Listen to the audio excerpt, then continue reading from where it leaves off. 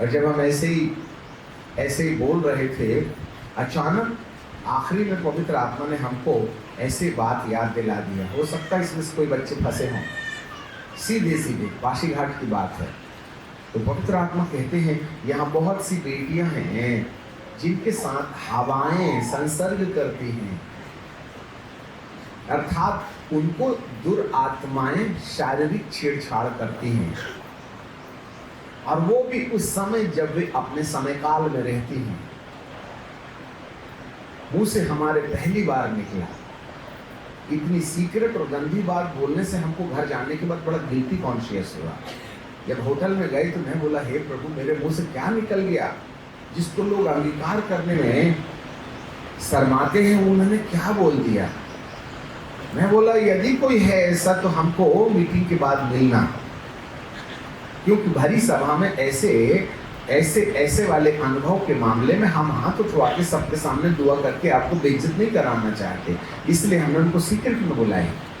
और जब हम सीक्रेट में बुलाए तो 12 बजे 12 बजे हमारी मीटिंग खत्म हो गई। दूसरी मीटिंग 2:30 बजे थी जो 5 बजे खत्म होना था।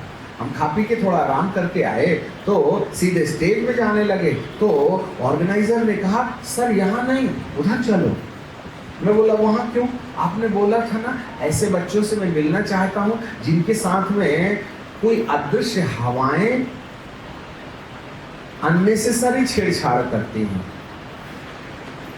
वो आपका इंतजार कर रहे हैं।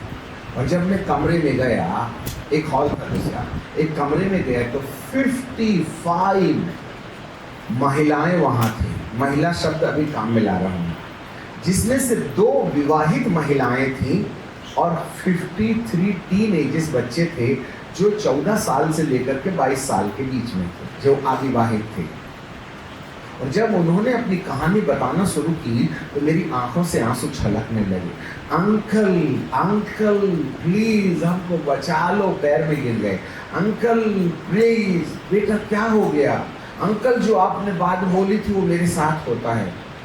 तब मैंने उसको प्राइवेट में ले गया, सबके सामने, मेरे को भी शर्म आ रही थी ना। मैं बाजू में ले गया, मैं बोला, क्या होता है बेटा? तो वो क्या बोलती है, अंकल अंकल मेरा भाई बन के कोई रात में आता है और रात भर मेरे साथ करता है।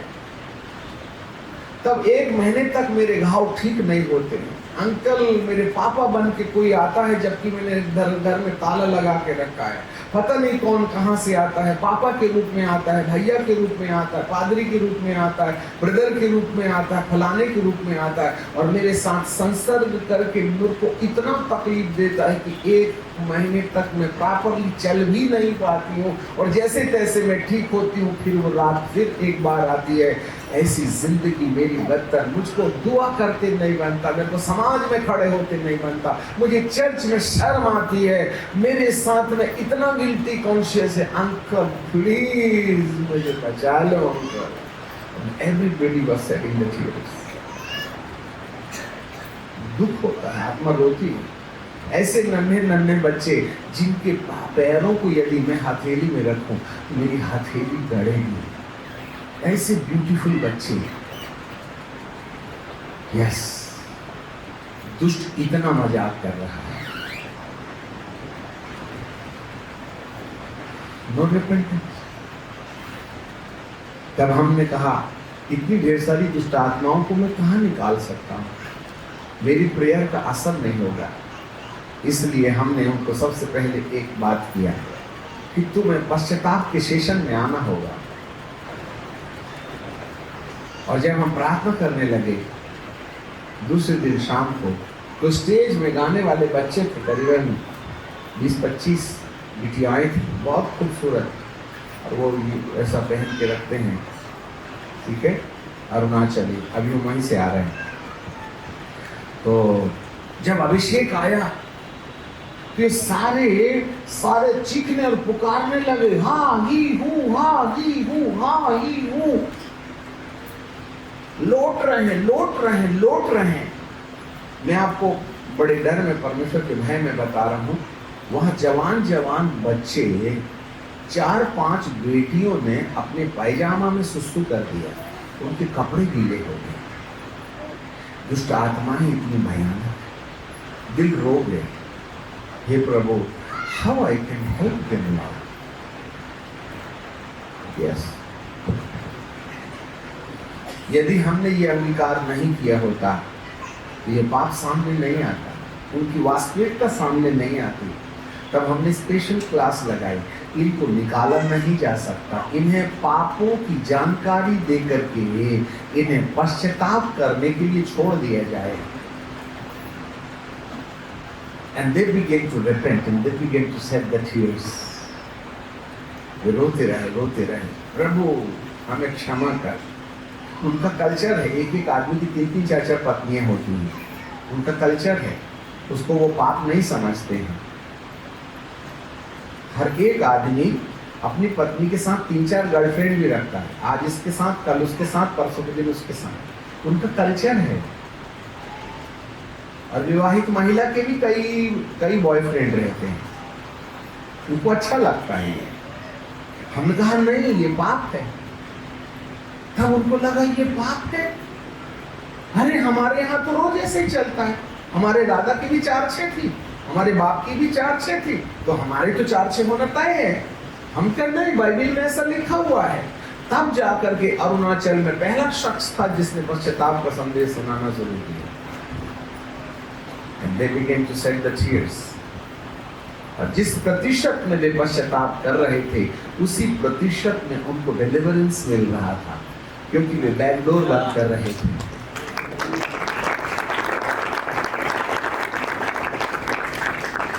परमेश्वर के राज्य का आना एक आसान काम है। Anyone can bring the kingdom of God through the signs and wonders. But पिंजरा आ गया, इसका मतलब यह नहीं है कि आप परमेश्वर के राज्य के अंदर हैं।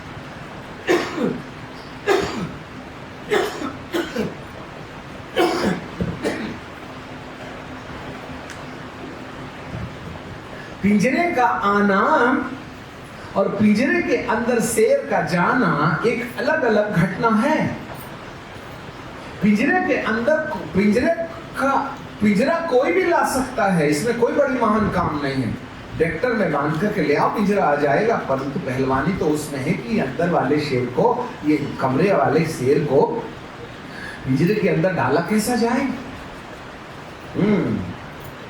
और उसके लिए लगता है बेहोशी, और जब किसी को बेहोशी आ जाती है तभी वो कहता है, हे प्रभु, पतरस ने कहा, हे प्रभु मैं पापी हूँ, मेरे पास से दूर हो जा।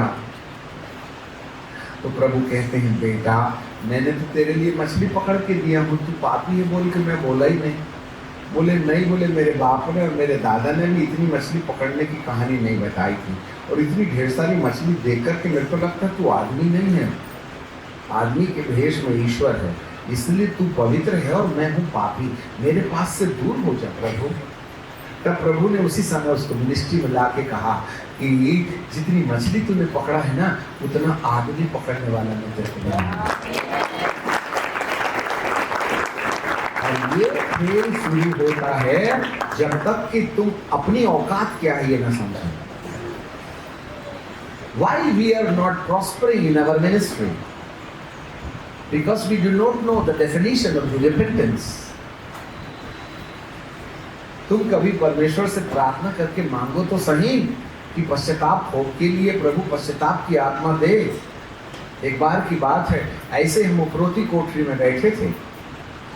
बैठने के बाद पवित्र आत्मा ने हमको याद दिलाया, अच्छा आज से 5 साल पहले एक परमेश्वर के दास हमारे घर में आए थे, पावर मिनिस्ट्री थी, और उन्होंने कहा था मैं आना चाहता हूँ। तो हमने उनको बुलाया नहीं था, वो आना चाहते थे तो आ जाएं, अपने पैसे से आओ, अपने पैसे से जाओ। और जब परमेश्वर का दास आ ही गया है तो हमने उनको सेशन लगाने के लिए मौका दिया, तो उन्होंने हमारे लिए प्रचार के काम किया।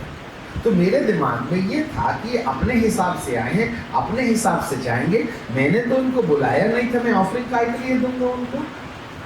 तो मैंने उनको ऑफरिंग नहीं दी, वो अपने टिकट से आए, अपने टिकट से चले गए।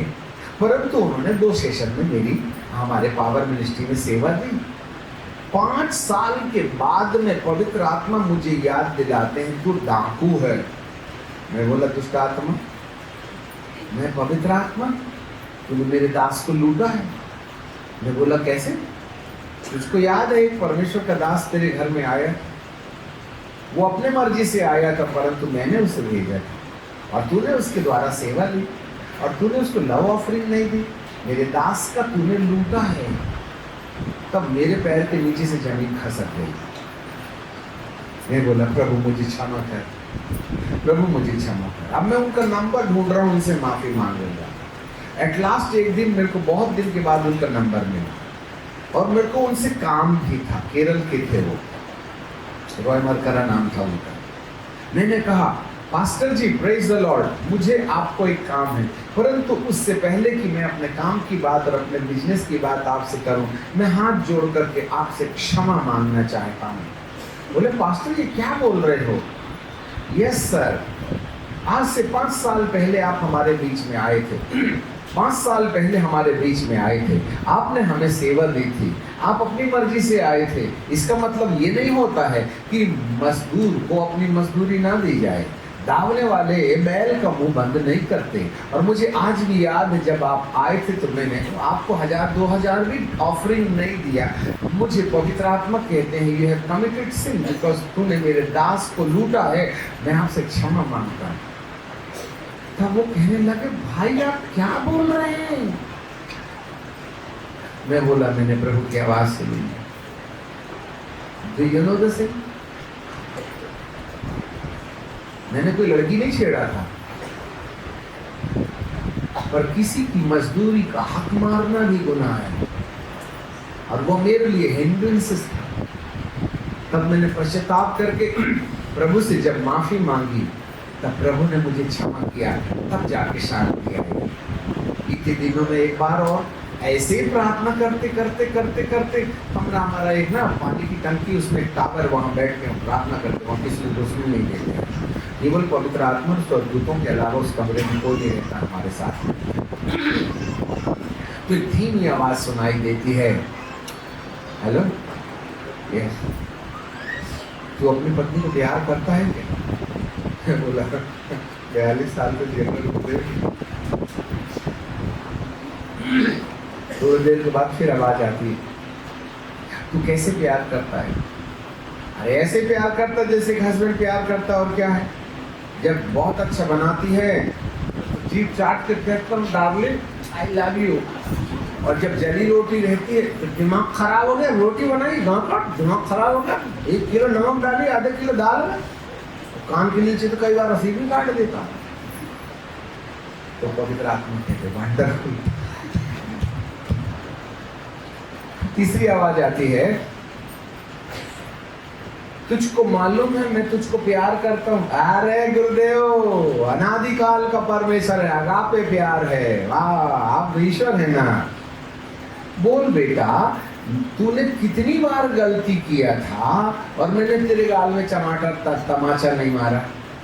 हे प्रभु, अपन तो दिन में 10-20 बार गलती कर ही लेते हैं, और मैं 10-20 बार कूटता तेरे को, जैसे तूने पत्नी को कूटा तो तेरे गाल के क्या हाल होते।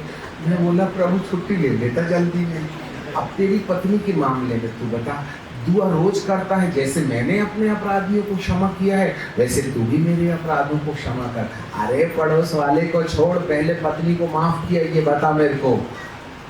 अरे प्रभु ये मूर्ख है ना। तो प्रभु कहते तू कौन सा होशियार है? अब सुनने की आदत होगी तो समझ में आएगा। तब प्रभु जी ने कहा मैंने तो तेरे को कभी नहीं मारा ना। नहीं मारा प्रभु, तो जा तू भी ना, जैसे मैं तुझको प्यार करता हूं वैसे तू अपनी पत्नी को प्यार कर, उसके बाद में बाइबल लिखना।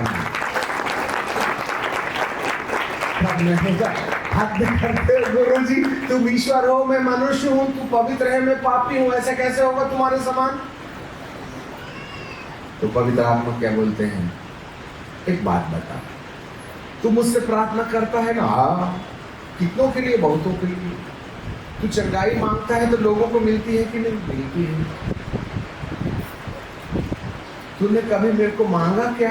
हे प्रभु, मेरे दिमाग को चंगा कर दे कि मैं अपनी पत्नी को वैसे प्यार कर सकूं जैसे मेरा प्रभु अगापे प्यार से मुझको प्यार करता है। तब तो मेरे दिमाग की जितनी स्क्रू थे सब खड़ बजने लगे। तब मैं बोला, हे प्रभु, मेरे को तो आइडिया ही नहीं था।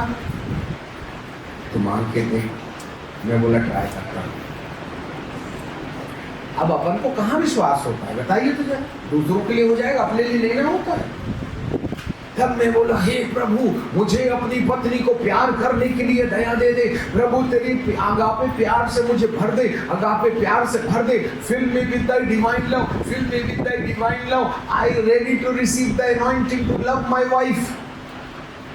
भाई साहब, मैं ईमानदारी से बताता हूँ, 5वें, 6वें, 7वें, 8वें, 10वें मिनट में मुझको नहीं मालूम है, ये आंखें डुबडुबाने लगी, आंसू बहने लगे और मैं रोते गया और रो रहा हूँ, प्रभु, I love my wife, I love my wife, I love my wife. आधा घंटा, पौन घंटा। और जब बहते बहते आंसू जब खत्म हो गए ना, तब मैं बोला, हे प्रभु, बड़ी शांति मिल रही है।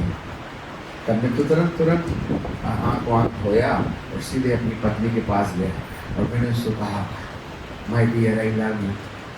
वो क्या बोलती मालूम? ये आप ये लव यू की बात बंद करो, काम की बात करो। तुम क्या बात के लिए मुझसे बात करना? मैंने कहा, आई लव यू।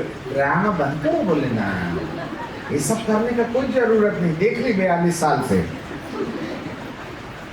मैं बोला, पवित्र आत्मा ने मुझे ईश्वरीय प्यार से भर दिया है, and I want to love you with the love of agape. सब बोले, क्या बोले? हाँ, पहले मैं हस्बैंड जैसे प्यार करता था, अब यीशु मसीह समान करने लगता। तब गंभीर हो गए। तब मैंने उनको हक किया और फिर रोने लगा। And I was shedding the tears along with my wife.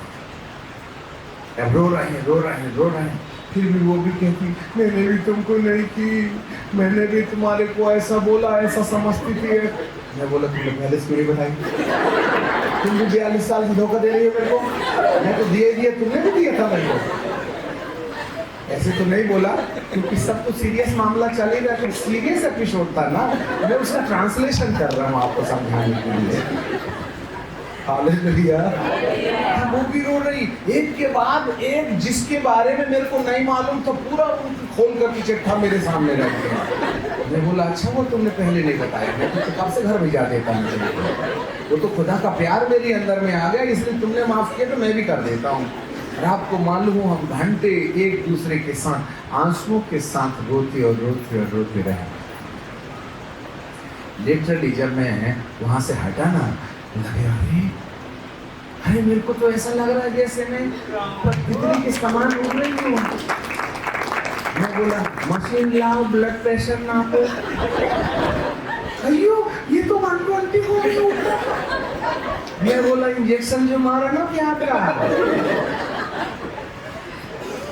मैं लिटरली बता रहा हूँ साहब, उस दिन के बाद से मेरी मिनिस्ट्री के अभिषेक में जो 4 चांद लगे हैं ना, मेरी मिनिस्ट्री में तब मुझको समझ में आया, बीबी को डांटने के चक्कर में अभिषेक मेरे को छोड़ के भाग जाता है, और बीबी को प्यार करने के चक्कर में खुदा बाप आसमान से जमीन पर चले जाते। हम अपनी पत्नी को अपने तरीके से प्यार कर सकते हैं, परंतु कौन है जो ईश्वर के प्यार से, खुदा बाप के अभिषेक में होकर के उसे प्यार करता है? इसके लिए पश्चाताप की जरूरत होती है। We need the repentance. मुझे पश्चाताप की जरूरत है। Hallelujah, praise the Lord.